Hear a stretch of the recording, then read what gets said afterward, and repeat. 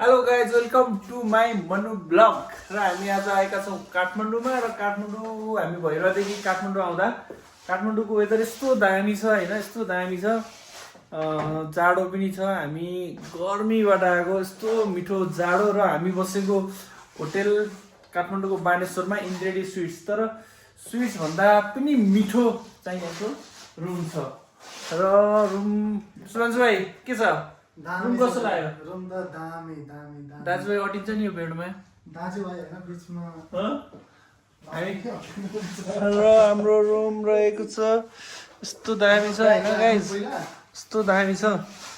हाम्रो वाउ यार कस्तो दामी दामी छ